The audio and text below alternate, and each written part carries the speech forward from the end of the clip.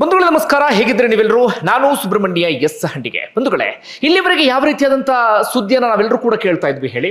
Police ಅಧಿಕಾರಿಗಳು ಅಥವಾ ಬೇರೆ ಇಲಾಖೆಗೆ ಸಂಬಂಧಪಟ್ಟಂತ ಆಫೀಸರ್ಸ್ ಲಂಚ ಪಡೆಯುವ ಸಂದರ್ಭದಲ್ಲಿ ರೆಡ್ ಹ್ಯಾಂಡ್ ಆಗಿ ಸಿಕ್ಕಾಕೊಂಡು ಬಿಟ್ರು ಅನ್ನುವಂತ ಸುದ್ದಿಯನ್ನ. ಆದರೆ ಇವತ್ತು ಎಲ್ಲಿವರೆಗೆ ಬಂದಿದೆ ಅಂದ್ರೆ, ಓರ್ವ ನಾಚಿಕೆ ಮಾನ ಮರ್ಯಾದೆ ಬಿಟ್ಟಂತ ಬಿಜೆಪಿಯ ಶಾಸಕ ದುಡ್ಡಿನ ಸಹಿತವಾಗಿ ಲೋಕಾಯುಕ್ತ ಅಧಿಕಾರಿಗಳ ಬಳಿ ರೆಡ್ ಹ್ಯಾಂಡ್ ಆಗಿ ಸಿಕ್ಕಿ ಬಿದ್ದಿದ್ದಾನೆ. ಈತ ಬಹುವಚನಕ್ಕೂ ಕೂಡ ಅರ್ಹ ಅಲ್ಲ. ಜನ ಕೊಟ್ಟಂತ ಅಧಿಕಾರವನ್ನ ಈತ ದುರುಪಯೋಗ ಪಡಿಸಿಕೊಂಡಿದ್ದಾನೆ.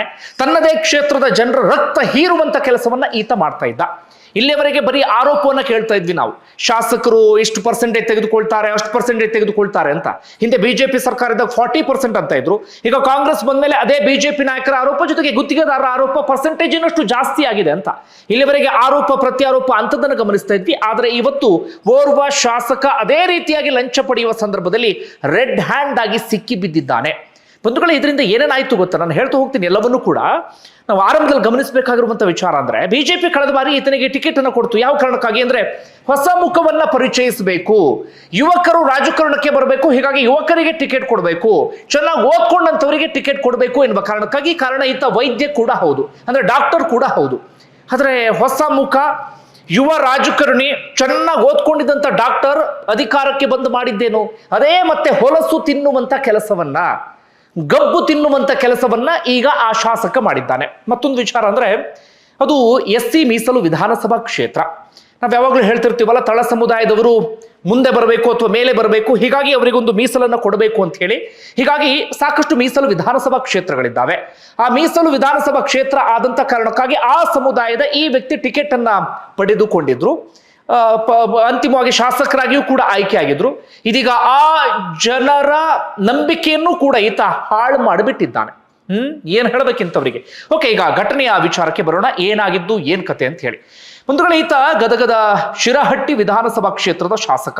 ಆತನ ಹಿಸ್ಟ್ರಿಯನ್ನು ಆಮೇಲೆ ಹೇಳ್ತಾ ಹೋಗ್ತೀನಿ. ಇದೇನು ಫಸ್ಟ್ ಟೈಮ್ ಅಲ್ಲ ಆತನ ಮೇಲೆ ರೇಡ್ ಆಗ್ತಿರೋದು. ಶಾಸಕನಾಗೋಕ್ಕೂ ಮುನ್ನವೇ ಈತನ ಮೇಲೆ ಭ್ರಷ್ಟಾಚಾರದ ಆರೋಪ ಇತ್ತು. ಆದ್ರೂ ಕೂಡ ಬಿಜೆಪಿಯವರು ಕರೆದು ಇವನಿಗೆ ಟಿಕೆಟ್ ಅನ್ನು ಕೊಟ್ಟಿದ್ರು. ಇದೊಂದು ರೀತಿಯಲ್ಲಿ ಬಿಜೆಪಿಗೆ ಅತ್ಯಂತ ಮುಜುಗರದ ಪರಿಸ್ಥಿತಿಯೇ. ಯಾಕಂದ್ರೆ ಅದೇ ಬಿಜೆಪಿ ನಾಯಕರು ಹೇಳ್ತಾ ಇದ್ರು, ಆಡಳಿತ ಪಕ್ಷದಷ್ಟು ಲಂಚ, ಇಷ್ಟು ಲಂಚ, ಅಷ್ಟು ಕಮಿಷನ್ ಅಂತೇಳಿ. ಈಗ ಅವರದ್ದೇ ಶಾಸಕ ಒಬ್ಬ ಸಿಕ್ಕು ಬಿದ್ದಿದ್ದಾನೆ. ಓಕೆ, ಈಗ ಏನಾಗಿದ್ದು ಅನ್ನೋದನ್ನ ಹೇಳ್ತೀನಿ ಕೇಳಿ. ಈತ ಶಿರಹಟ್ಟಿ ವಿಧಾನಸಭಾ ಕ್ಷೇತ್ರದ ಬಿಜೆಪಿಯ ಶಾಸಕ. ಲಕ್ಷ್ಮೇಶ್ವರ ಪಟ್ಟಣದಲ್ಲಿ ಈತನದೊಂದು ಬಾಲಾಜಿ ಆಸ್ಪತ್ರೆ ಅಂತ ಹೇಳಿ ಇದೆ. ಏನಾಗಿದೆ ಅಂದ್ರೆ, ಅಲ್ಲಿ ಓರ್ವ ಗುತ್ತಿಗೆದಾರ ವಿಜಯ್ ಪೂಜಾರಿ ಅಂತ ಹೇಳಿ, ಅವರ ಧೈರ್ಯಕ್ಕೆ ನಾವು ಈ ಸಂದರ್ಭದಲ್ಲಿ ಹ್ಯಾಟ್ಸ್ ಆಫ್ ಅನ್ನ ಹೇಳಲೇಬೇಕು. ಒಬ್ಬರಾರು ಮುಂದೆ ಬಂದು ಲೋಕಾಯುಕ್ತಕ್ಕೆ ದೂರನ್ನ ಕೊಟ್ರಲ್ಲ, ಅವರು ಒಂದು ಕಾಮಗಾರಿ ವಿಚಾರಕ್ಕೆ ಸಂಬಂಧಪಟ್ಟ ಹಾಗೆ, ಅಂದ್ರೆ ರಸ್ತೆಯ ಬದಿ ತಡೆಗೋಡೆ ನಿರ್ಮಾಣ ಮಾಡುವಂತ ಕಾಮಗಾರಿ, ನೀರಾವರಿ ಇಲಾಖೆಗೆ ಸಂಬಂಧಪಟ್ಟಂತ ಒಂದು ಕೆಲಸ, 1 ಕೋಟಿ ರೂಪಾಯಿಯ ಕಾಮಗಾರಿ ಅದು. ಅದರ ಗುತ್ತಿಗೆಯನ್ನ ಪಡೆಯೋದಿಕ್ಕೆ ಇದೇ ನಾಚಿಕೆ ಮಾನ ಮರ್ಯಾದೆ ಬಿಟ್ಟಂತ ಈ ದರಿದ್ರ ಶಾಸಕ ಏನ್ ಮಾಡಿದ್ರು ಅಂದ್ರೆ, ನನಗೆ 12% ಲಂಚ ಬೇಕು ಅಥವಾ ಕಮಿಷನ್ ಬೇಕು ಅಂತ ಕೇಳಿದ್ರಂತೆ. ಎಷ್ಟು? 12%, 1 ಕೋಟಿ ಕಾಮಗಾರಿ. ಯೋಚನೆ ಮಾಡಿ, ಈ ಕಾಮಗಾರಿ ಸರ್ಕಾರಿ ಗುತ್ತಿಗೆ ಅಂತದೆಲ್ಲ ಬಂದಾಗ 1 ಕೋಟಿ ಅಂದಾಗ ಅದು ಬಹಳ ಚಿಕ್ಕ ಕಾಮಗಾರಿ ಅಂತ ಕರ್ಸ್ಕೊಳ್ಳುತ್ತೆ, ಅಥವಾ ಚಿಕ್ಕ ಅಮೌಂಟ್ ಅಂತೇಳಿ ಕರ್ಸ್ಕೊಳ್ಳುತ್ತೆ. 10 ಕೋಟಿ, 20 ಕೋಟಿ, 30 ಕೋಟಿ, 40 ಕೋಟಿ, 50 ಕೋಟಿಯ ಕಾಮಗಾರಿಗಳು ಅಂದ್ರೆ ಅದು ಎಷ್ಟು ಇವರು ಹೊಡ್ಕೊಂಡು ತಿನ್ನಬೇಡ ಅಂತ ಹೇಳಿ. ಬೇರೆ ಎಲ್ಲ ಸಾಚಗಳು ಅಂತಲ್ಲ, ಇವನೊಬ್ಬೇನ ಸಿಕ್ಕಾಕೊಂಡಿದ್ದಾನೆ. ಈ ರೀತಿಯಾದಂಥವ್ರು ಬೇಕಾದಷ್ಟು ನಮ್ಮಲ್ಲಿದ್ದಾರೆ. ಅವರೆಲ್ಲರೂ ಇನ್ನೂ ಜಾಣರು. ಈತ ಫಸ್ಟ್ ಟೈಮ್ MLA ಅಲ್ಲ, ಗೊತ್ತಾಗಿಲ್ಲ ಸಿಕ್ಕಾಕೊಂಡಿದ್ದಾನೆ. ಇವರೆಲ್ಲ ಬಹಳ ಎಕ್ಸ್ಪೀರಿಯನ್ಸ್ ಆಗಿರುತ್ತೆ, ಅಷ್ಟು ಸುಲಭಕ್ಕೆ ಸಿಕ್ಕಾಕೊಳ್ಳೋದಿಲ್ಲ.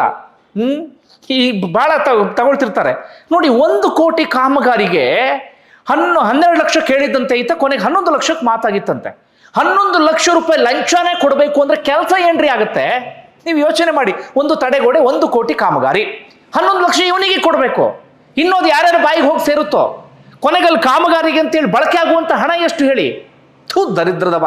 ಅದು ಎಷ್ಟು ಸಿಟ್ಟು ಬರುತ್ತೆ ಅಂದ್ರೆ ಇಂಥವುಗಳ ಮೇಲೆ. ಯಾವ ನಾಲಾಯಕಗಳು ಅಂತ ಹೇಳಿ, ಇಡೀ ದೇಶನ ಹಾಳು ಮಾಡಿ ತೆಗಿತಾ ಇದಾರಲ್ಲ ಅಂತ ಹೇಳಿ, ಇಡೀ ದೇಶನ ಕೊಳ್ಳೆ ಹೊಡೆಯುವಂತ ಕೆಲಸವನ್ನ ಮಾಡ್ತಿದಾರ ಅಂತ ಹೇಳಿ. ಯಾವ ಕಾಮಗಾರಿ ನೋಡಿದ್ರೆ ಕಳಪೆ ಕಾಮಗಾರಿ, ಕಳಪೆ ಕಾಮಗಾರಿ. ನಾವು ಗುತ್ತಿಗೆದಾರರಿಗೆ ಬೈಕೊಳ್ತಿರ್ತೀವಿ, ಅವ್ನು ಯಾವನು ಗುತ್ತಿಗೆ ತಗೊಂಡುಕೊಂಡು ಅಂತ ಹೇಳಿ. ನೋಡಿದ್ರೆ ಇಂಥ ದರಿದ್ರಗಳು ಇರುವವರೆಗೆ ಆ ಗುತ್ತಿಗೆದಾರರು ಏನ್ ಮಾಡ್ತಾರೆ ಹೇಳಿ? ಏನ್ ಮಾಡ್ತಾರೆ? 10 ರೂಪಾಯಿ ಕೆಲಸ ವಹಿಸ್ಕೊಂಡ್ರು ಅಂದ್ರೆ ಕೊನೆಗೆ ಕಾಮಗಾರಿಗೆ ಬಳಕೆ ಆಗೋದು 1 ರೂಪಾಯಿ ಮಾತ್ರ. ಯಾಕಂದ್ರೆ ಇಂಥ ಬಕಾಸುರು ನನ್ನ ಮಕ್ಕಳು ಇರ್ತಾರಲ್ಲ, ನಾಚಿಕೆ ಮಾನ ಮರ್ಯಾದೆ ಬಿಟ್ಟು ನನ್ನ ಮಕ್ಕಳು, ಯಾರೋ ಕಷ್ಟಪಟ್ಟು ದುಡ್ದಂತ ಹಣವನ್ನ, ಯಾರದ್ದು ಬೆವರಿನ ಹಣವನ್ನ ತಗೊಂಡೋಗಿ ಹೆಂಡತಿ ಮಕ್ಕಳನ್ನ ಸಾಕುವಂಥವ್ರು ಇರ್ತಾರಲ್ಲ. ಏನ್ ಹೇಳ್ಬೇಕು ಹೇಳಿ? ಒಟ್ಟಾರೆಗೆ ಆಯ್ತು, ಇಷ್ಟು ಲಂಚಕ್ಕೆ ಬೇಡಿಕೆಯನ್ನು ಇಟ್ಟಿದ್ರು. ಅಡ್ವಾನ್ಸ್ ಆಗಿ 5 ಲಕ್ಷ ರೂಪಾಯಿ ಕೊಡಬೇಕು ಅಂತ ಹೇಳಿದ್ರಂತೆ. ಇದನ್ನ ಗುತ್ತಿಗೆದಾರ ವಿಜಯ್ ಪೂಜಾರ್ ಅವರಿಗೆ ಸಹಿಸಿಕೊಳ್ಳೋದಕ್ಕೆ ಸಾಧ್ಯ ಆಗಿಲ್ಲ. ಹೀಗಾಗಿ ಅವ್ರು ಏನ್ ಮಾಡ್ತಾರೆ ಅಂದ್ರೆ, ಲೋಕಾಯುಕ್ತಕ್ಕೆ ಹೋಗಿ ದೂರನ್ನ ಕೊಡ್ತಾರೆ. ಲೋಕಾಯುಕ್ತಕ್ಕೆ ದೂರು ಕೊಡ್ತಾ ಇದ್ದ ಹಾಗೆ ಅವರು ಆರಂಭದಲ್ಲಿ ಒಂದಷ್ಟು ಸಾಕ್ಷ್ಯಗಳನ್ನು ಕೂಡ ಕೇಳ್ತಾರೆ. ಇವರು ಆಡಿಯೋ ಇನ್ನೊಂದೇನೋ ಕೊಟ್ಟಿದ್ರಂತೆ. ಒಟ್ಟಾರೆಯಾಗಿ ಆ ಸಾಕ್ಷ್ಯಾಧಾರಗಳ ಆಧಾರದ ಮೇಲೆ ಅಥವಾ ಆ ಟಿಪ್ಪಿನ ಆಧಾರದ ಮೇಲೆ ಲೋಕಾಯುಕ್ತ ಅಧಿಕಾರಿಗಳು ನೀಟಾಗಿ ಒಂದು ಟ್ರ್ಯಾಪ್ ಅನ್ನ ಪ್ಲಾನ್ ಅನ್ನ ಮಾಡ್ತಾರೆ. ಲೋಕಾಯುಕ್ತ ರೇಡ್ ಆಗೋದು ಅದೇ ರೀತಿಯಾಗಿ, ಯಾಕಂದ್ರೆ ಲೋಕಾಯುಕ್ತ ಅಧಿಕಾರಿಗಳಿಗೆ ಸರಿಯಾದಂತಹ ಸಾಕ್ಷಿ ಬೇಕಾಗುತ್ತೆ. ಇಲ್ಲ ಅಂತಾದ್ರೆ ಆರೋಪಿಗಳು ಪ್ರಕರಣದಿಂದ ಮುಕ್ತರಾಗಿ ಅಥವಾ ತಪ್ಪಿಸ್ಕೊಂಡು ಬಿಡ್ತಾರೆ. ಹೀಗಾಗಿ ನೀಟಾಗಿ ಒಂದು ಟ್ರ್ಯಾಪ್ಗೆ ಪ್ಲಾನ್ ಮಾಡಿದ್ರು. ಇವತ್ತು ಅದೇ ಪ್ರಕಾರವಾಗಿ ಶಾಸಕ ಏನ್ ಪ್ಲಾನ್ ಮಾಡಿದ್ದ ಅಂದ್ರೆ, ಅವಂದೇ ಹಾಸ್ಪಿಟಲ್ ಬಾಲಾಜಿ ಅಂತ ಹೇಳಿ ಹಾಸ್ಪಿಟಲ್, ನನ್ನ ಆಸ್ಪತ್ರೆಯಲ್ಲೇ ಲಂಚವನ್ನ ಪಡೆದ್ರೆ ಯಾರಿಗೂ ಗೊತ್ತಾಗಲ್ಲ, ಕಣ್ಣು ಮುಚ್ಕೊಂಡು ಹಾಲು ಕುಡಿಬಹುದು ಅಂತ ಹೇಳಿ ಆತ ಪ್ಲಾನ್ ಮಾಡ್ಕೊಂಡಿದ್ದ. ಹೀಗಾಗಿ ಆತ ಆಸ್ಪತ್ರೆಗೆ ಗುತ್ತಿಗೆದಾರರನ್ನ ಕರೆಸಿದ್ದಾರೆ. ಅಂತಿಮವಾಗಿ ಗುತ್ತಿಗೆದಾರರು ಅಲ್ಲಿ ಹೋಗಿದ್ದಾರೆ. ಗುತ್ತಿಗೆದಾರರು ಹೋದಂತ ಸಂದರ್ಭದಲ್ಲಿ ಲೋಕಾಯುಕ್ತ ಅಧಿಕಾರಿಗಳು ಕೂಡ ನೀಟಾಗಿ ಕವರ್ ಆಗಿದ್ದಾರೆ. ಅಂತಿಮವಾಗಿ ಶಾಸಕ ಹೇಳಿದ್ದಾನೆ, ನನ್ನ ಇಬ್ರು PA ಅವ್ರಿಗೆ ಬಳಿ ತಗೊಂಡೋಗಿ ಕೊಡಿ ಅಂತ ಹೇಳಿ. ಅಷ್ಟು ಸಾಕಿತ್ತು ಲೋಕಾಯುಕ್ತ ಅಧಿಕಾರಿಗಳಿಗೆ. ಲೋಕಾಯುಕ್ತ ಅಧಿಕಾರಿಗಳಿಗೆ ಅದಕ್ಕೆ ಪ್ರತ್ಯಕ್ಷ ಸಾಕ್ಷಿಯಾಗಿದ್ದಾರೆ. ತಕ್ಷಣವೇ ಲೋಕಾಯುಕ್ತ ಅಧಿಕಾರಿಗಳು ರೆಡ್ ಹ್ಯಾಂಡ್ ಆಗಿ ಶಾಸಕನನ್ನ ಹಿಡಿದಿದ್ದಾರೆ. ಸದ್ಯ ಶಾಸಕನ ವಿಚಾರಣೆ ನಡೀತಾ ಇದೆ. ಮುಂದಿನ ಪ್ರಕ್ರಿಯೆ ಅಂದ್ರೆ ಕೋರ್ಟ್ ಮುಂದೆ ಹಾಜರುಪಡಿಸ್ತಾರೆ. ಅದಾದ ಬಳಿಕ ಆತನನ್ನ ತಮ್ಮ ಕಸ್ಟಡಿಗೆ ತೆಗೆದುಕೊಂಡು ವಿಚಾರಣೆಯನ್ನು ಕಂಟಿನ್ಯೂ ಮಾಡಬಹುದು, ಅಥವಾ ಮುಂದೆ ಏನ್ ಬೇಕಾದ್ರೂ ಪ್ರೋಸೆಸ್ ಎಲ್ಲವೂ ಕೂಡ ಆಗಬಹುದು. ಸದ್ಯಕ್ಕಂತೂ ಆತ ಲೋಕಾಯುಕ್ತ ಅಧಿಕಾರಿಗಳ ವಶಕ್ಕೆ ಹೋಗ್ತಾನೆ. ಇನ್ನೊಂದು ಕಡೆಯಿಂದ ಆತನ ಮನೆಯ ಮೇಲೂ ಕೂಡ ದಾಳಿಯನ್ನ ಮಾಡಿದ್ದಾರೆ. ಅಂದ್ರೆ ಕೇವಲ ಈ ಗುತ್ತಿಗೆದಾರನ ಬಳಿ ಮಾತ್ರವಾ ಅಥವಾ ಬೇರೆಯವರ ಬಳಿಯೂ ಕೂಡ ಲಂಚವನ್ನ ಪಡಿತಾ ಇದ್ನ, ಏನ್ ಕತೆ, ಅದಕ್ಕೆ ಸಂಬಂಧಪಟ್ಟ ಒಂದಷ್ಟು ಮಾಹಿತಿಯನ್ನು ಕೂಡ ಕಲೆ ಹಾಕಲಾಗತ್ತೆ. ಇಷ್ಟು ಬೆಳವಣಿಗೆ ಆಯ್ತು ಅಂದ್ರೆ ಈತನ ವಿಚಾರಕ್ಕೆ ಸಂಬಂಧಪಟ್ಟ ಹಾಗೆ. ಈಗ ಮುಂದಿನ ಪ್ರಕ್ರಿಯೆ ಅಂದ್ರೆ ಸ್ಪೀಕರ್ಗೆ ಮಾಹಿತಿಯನ್ನು ತಿಳಿಸಬೇಕಾಗತ್ತೆ. ಹಾಲಿ ಶಾಸಕನಾಗಿರುವ ಕಾರಣಕ್ಕಾಗಿ ಲೋಕಾಯುಕ್ತ ಅಧಿಕಾರಿಗಳು ಸ್ಪೀಕರ್ಗೆ ಈಗಾಗಲೇ ಮಾಹಿತಿಯನ್ನ ತಿಳಿಸಿ ಆಗಿದೆ. ಒಟ್ಟಾರೆಯಾಗಿ ರೆಡ್ ಹ್ಯಾಂಡ್ ಆಗಿ ಹಿಡಿಯುವಲ್ಲಿ ಯಶಸ್ವಿಯಾಗಿದ್ದಾರೆ. ಪ್ರಾಥಮಿಕವಾಗಿ ಏನೇನು ಸಾಕ್ಷಿಗಳು ಬೇಕಿತ್ತು ಲೋಕಾಯುಕ್ತ ಅಧಿಕಾರಿಗಳಿಗೆ, ಆ ಸಾಕ್ಷಿಗಳೆಲ್ಲವೂ ಕೂಡ ಇದೀಗ ಸಿಕ್ಕಾಗಿದೆ. ಈ ಸಂದರ್ಭದಲ್ಲಿ ನಾವು ಗುತ್ತಿಗೆದಾರನಿಗೆ ಹ್ಯಾಟ್ಸ್ ಆಫ್ ಅನ್ನ ಹೇಳಲೇಬೇಕು. ಸಾಕಷ್ಟು ಗುತ್ತಿಗೆದಾರರು ಅನುಭವಿಸಿಕೊಂಡು ಯಾರ ಹತ್ರನೂ ಹೇಳ್ಕೊಳಕ್ಕಾಗದೆ ಒದ್ದಾಡ್ತಾ ಇದ್ರು. ಅಂತಿಮವಾಗಿ ಯಾರೊಬ್ರು ಗುತ್ತಿಗೆದಾರರು ಮುಂದೆ ಬಂದು ಲೋಕಾಯುಕ್ತಕ್ಕೆ ದೂರು ಕೊಟ್ರಲ್ಲ.